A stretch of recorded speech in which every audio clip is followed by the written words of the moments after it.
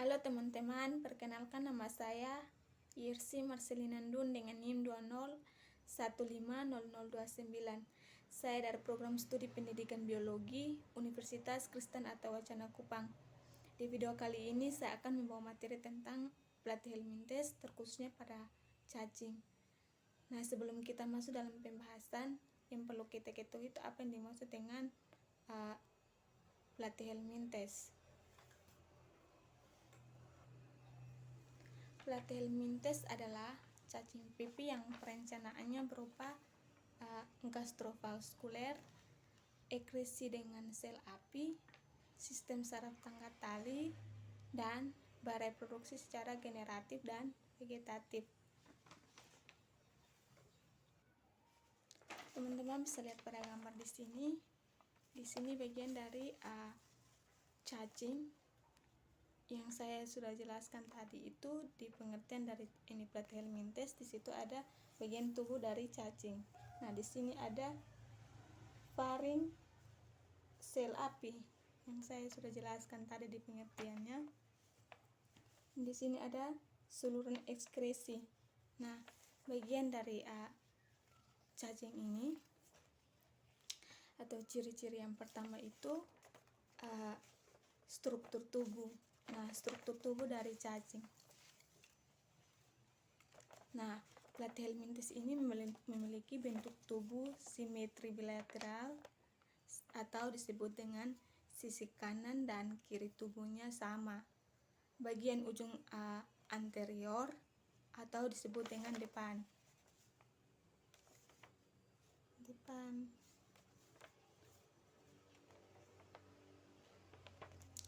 Tubuhnya berbentuk tumpul atau membulat.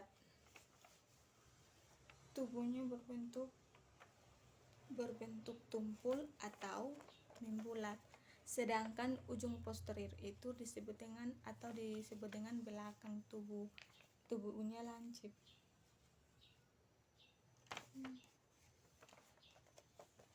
Ciri yang kedua itu sistem pencernaan pada cacing.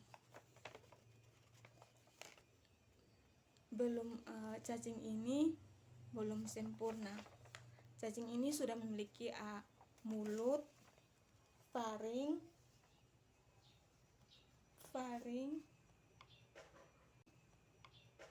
sini ada mata, ovarium, testis, faring, kelenjar semen, perus, lubang genital. Ciri yang kedua itu sistem pencernaan pada cacing. Situ ada mulut, faring, dan usus, tetapi tidak memiliki anus. Selain itu, hewan ini memiliki saluran pencernaan yang bercabang-cabang. Nah, ini teman-teman, bercabang-cabang dan berperan sebagai usus. Ciri yang ketiga itu sistem saraf. Nah, sistem saraf pada cacing ini memiliki sistem saraf tangga tali.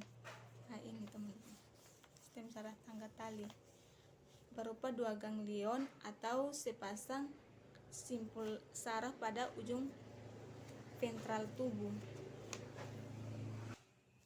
Nah, ciri-ciri yang keempat itu sistem reproduksi.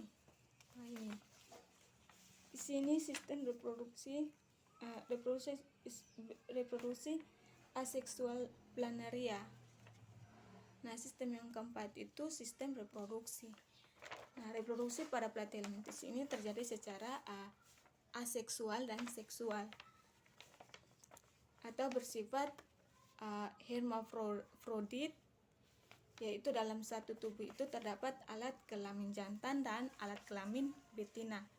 Nah, ciri yang kelima itu sistem pernapasan. Nah, dalam platyhelminthes ini tidak memiliki organ pernapasan, hanya pernapasan atau melainkan pernapasan ini dilakukan secara difusi oleh seluruh tubuhnya. Yang kedua itu klasifikasi dari cacing pipih. Di sini ada 3 klasifikasi. Yang pertama itu kelas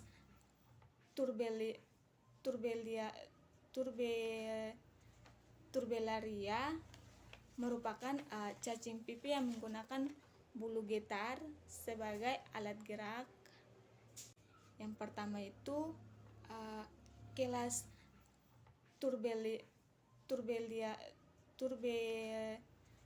Turbellaria merupakan cacing pipih yang menggunakan bulu getar sebagai alat gerak.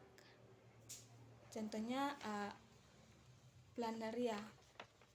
Nah, kelas yang kedua itu adalah kelas Trematode.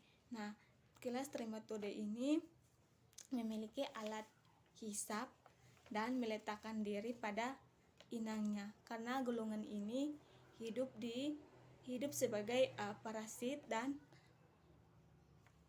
atau pada manusia dan hewan lain. Nah, kelas yang ketiga itu kelas Cestoda.